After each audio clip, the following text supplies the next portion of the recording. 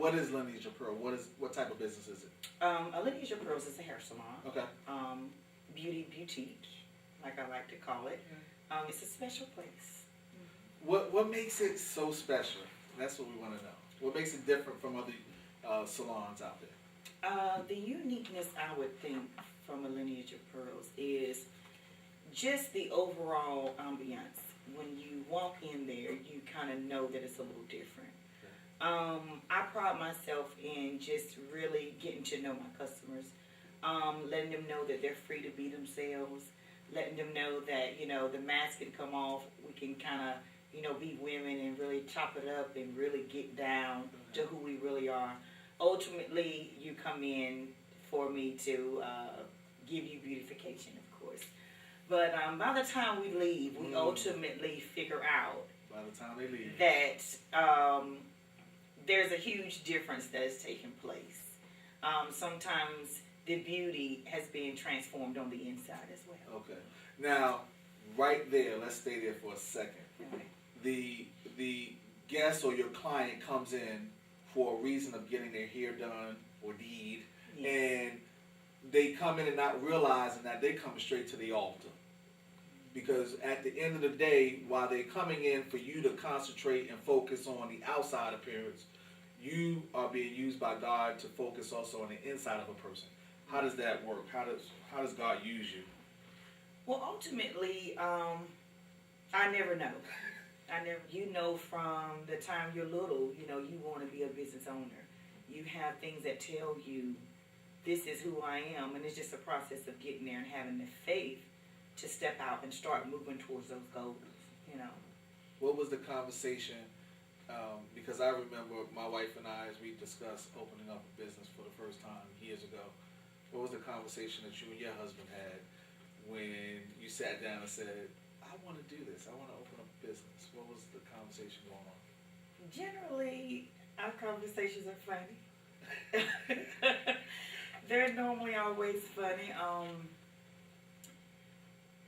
We have a way of supporting one another Gotcha. when we're very passionate about something. Okay. When it kind of gets shaky, it's like, let's just wait. Just so happened I've been doing this for years, and it was just a matter of, a do or die situation. It's just time to move forward. So he was more or less like, go for it. Okay. It's that season. Just go for it.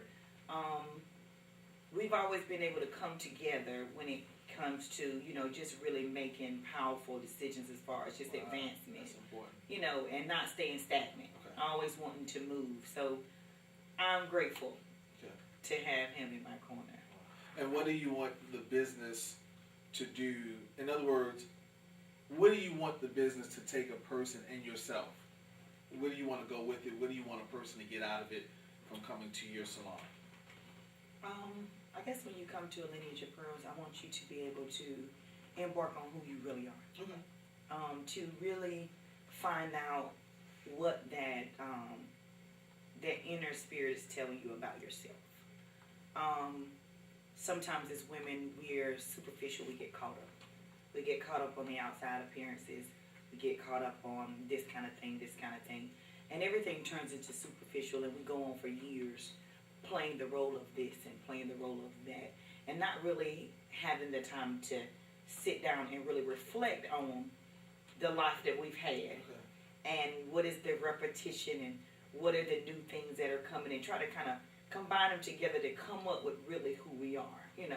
And it's about reflection, and I want people, when they come to a Lineage of Pearls, to see the reflection of who they really are, and be able to pull and draw from the people of a Lineage of Pearls to know that they are pearls, that they can be who they are and be accepted.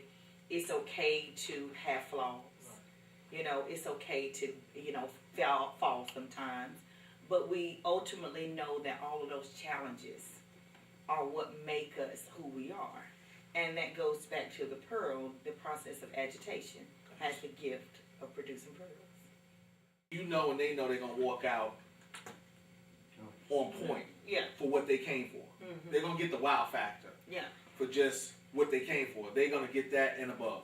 But what I think is the unexpected is to sometimes walk in a salon and not know that Frankia is literally about to dig in. I don't be playing it. I mean, it's not planned. But you know, some people don't go to a salon to be like, no, yeah, you know, they just gonna get their hair did. They don't want to hear all that. They gonna get their hair did, and the next thing you know, they was gonna walk out with hands laid on them and all. They didn't know was gonna come out and. You know what, bro? They didn't know they was gonna say. I'm telling you, but this is the crazy part. Is that I don't get the fly by night customers. I get the people that need healing. That's the people I get. It's an automatic. Like I can tell you about. I've had several people call. Is that I don't get the fly by night customers. I get the people that need healing. That's the people I get. It's an automatic. Like I can tell you about. I've had several people call me and make appointments. They never show up. Right. Then the people that when they get there, the people that do come, when they get in there, I know exactly why they're there when they sit down.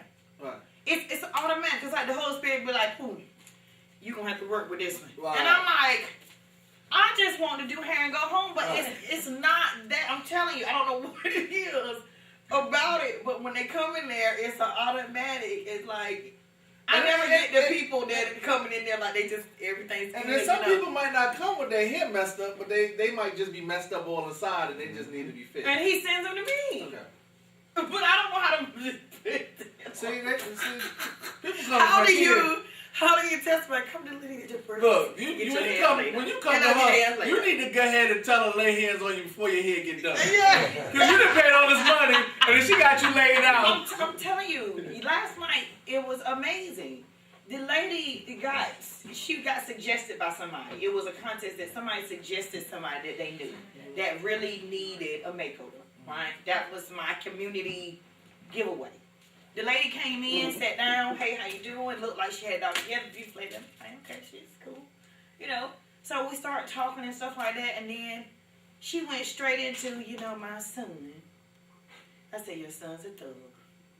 She said, yeah. I know it. I said, well, he gonna come out, because I used to be her. I used to be a thug, but I was a girl. Right. And it just, the conversation just went straight from my life to hers, and it just like leaped up like that. To the point where everything this woman has done, every hurt, every bitterness, everything she's been through, I was ministering to her on that level. Well, encouraging her and telling her, you got to be done with that. Because you can't be blessed to find out that this lady was so close to God, had a perfect relationship, and moved out of the wheel.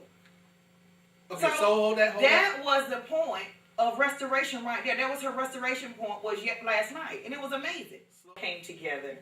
And when I walked away, all I remember is the process of agitation has the gift of producing pearls.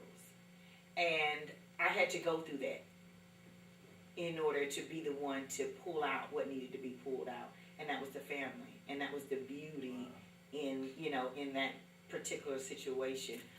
With women in the salon, be the one to pull out what needed to be pulled out. And that was the family. And that was the beauty in that particular situation. With women in the salon, you have two forms of agitation in the salon.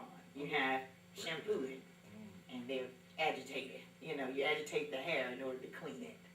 I think sometimes we are agitated on the inside so we can be cleansed. We're stirred up on the inside, and sometimes those particular things that we go through, those are the things that produce the pearl. And so if you know the history of a pearl, it has to be agitated before it comes out and produces that beautiful pearl. So when you walk into a lineage of pearls, it's just something, it's an experience that I think most women will never forget.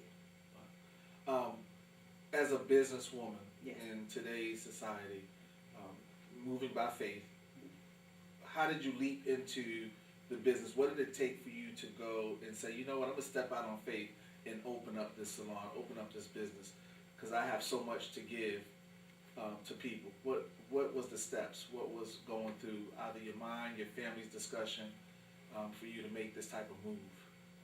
Ultimately, when I got ready to make that move, it was a dream that I had that I kind of forgot about. I kind of just put it on the back burner. I decided one day, I'm going to look into it. And when I did, it just started to kind of unfold, you know. And I guess the faith aspect was that I decided, you know what, let's just do it. And as I started, when I started the journey, it was more or less, like just God, just lead me, guide me. If this is what you have for me, then I receive it and I'm walking it out by faith. And even now, it's still a journey. When you embark on anything new, you just want to know that God is with you wherever you go. I want to thank you for being here with us today, here with Breaking Bread. But I'd like for you to just close out and tell the audience and the viewers, the good and the bad in just being a business owner, and how the strength from God really delivers you and brings you forward. The struggle with a business owner is that everyone in the beginning wants their business to succeed. Okay. That's the first thing you think of. You think of more the end game than you do the journey. You think of, what I see it as, and not where I'm going to have to grow through in order to be able to get to that particular vision. It's back to the agitation. At times, it doesn't work the way you want it to work.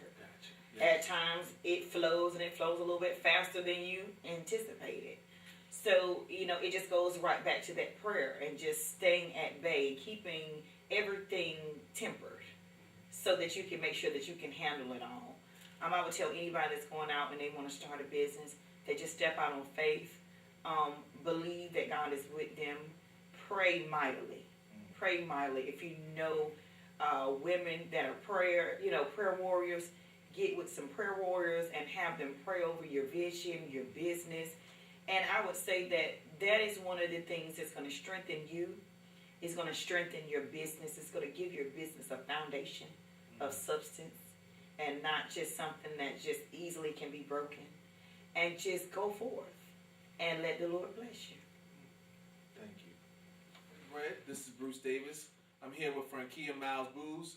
And we are talking today about what do we need? Is it something that we need to move to the next level with? Is it something that is required for us to be successful? What is faith to you, Frankia? I believe faith is very much a vital necessity in today's society, in your spiritual life. Faith is what gets you there. Okay. The faith to believe, the faith to be able to move into that next dimension, the faith to be able to start that business, the faith to be able to just take that leap to get to the other side.